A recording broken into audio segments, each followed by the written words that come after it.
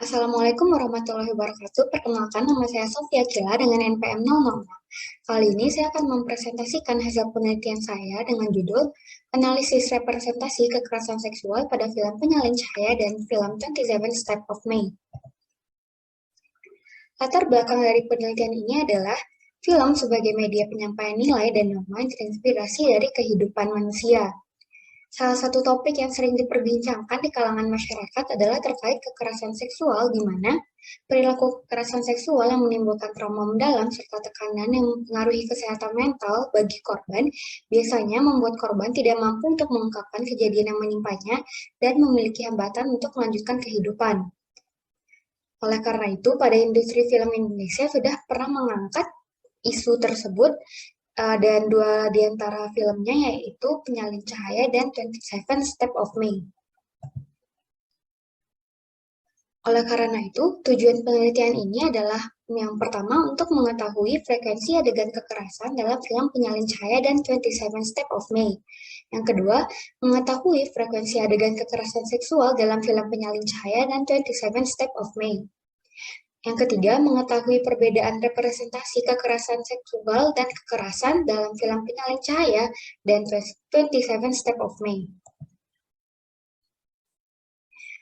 Kemudian riset question dari penelitian saya yang pertama, berapa banyak frekuensi adegan kekerasan umum dan kekerasan seksual dalam film Penyalin Cahaya?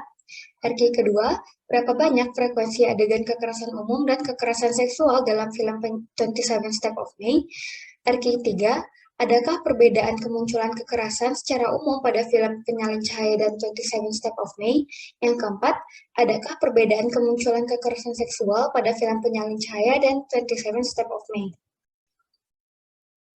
Kemudian metode penelitian, yang pertama populasi penelitian, yaitu seluruh adegan atau scene dalam film Penyalin Cahaya dan 27 Steps of May yang berjumlah 117 adegan.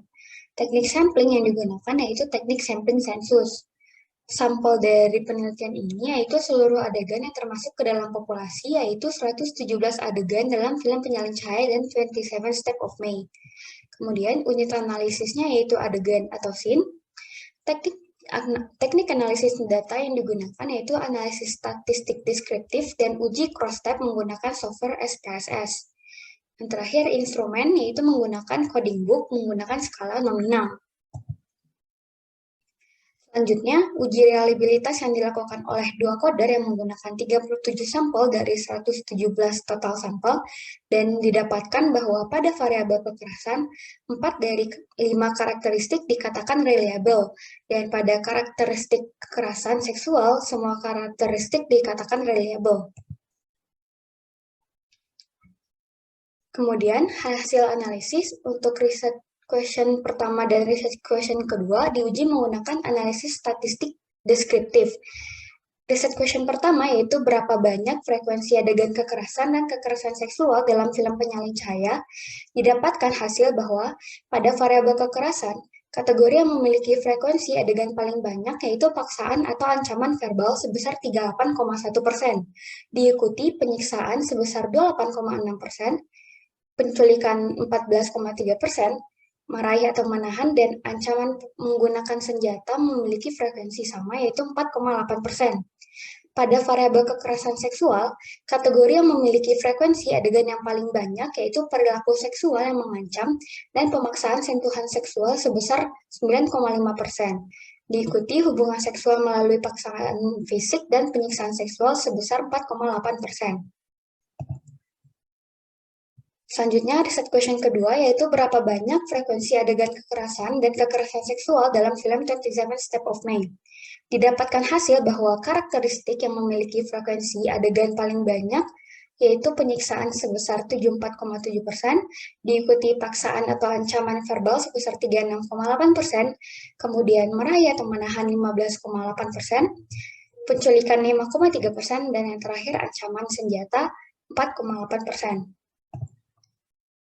Selanjutnya, Riset question ketiga, yaitu, adakah perbedaan kemunculan adegan kekerasan pada film Penyalin Cahaya dan 27 Step of May, dan didapatkan hasil bahwa dalam 71 total adegan film Penyalin Cahaya, hanya terdapat 22,5% adegan yang mengandung kekerasan, dan pada 45 total adegan pada film 27 Step of May, hanya terdapat 40% adegan yang mengandung kekerasan.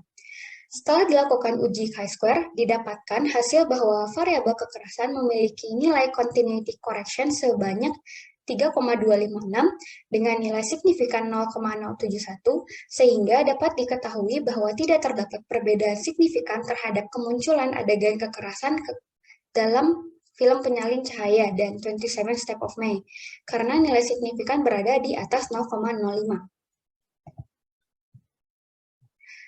Riset question terakhir yaitu, adakah perbedaan kemunculan adegan kekerasan seksual pada film Penyalin Cahaya dan 27 Step of May?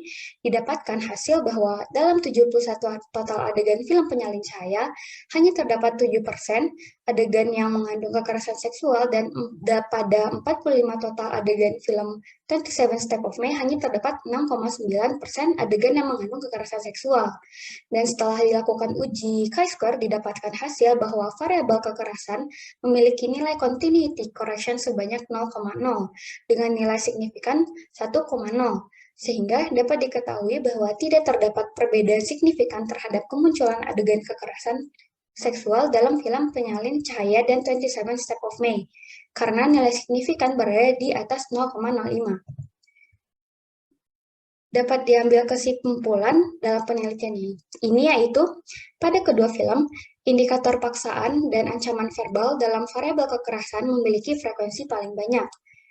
Pada kedua film, indikator pemaksaan sentuhan seksual dalam variabel kekerasan seksual memiliki frekuensi paling banyak. Representasi adegan kekerasan dalam film Penyalin Cahaya dan 27 Step of May tidak memiliki pengaruh yang signifikan.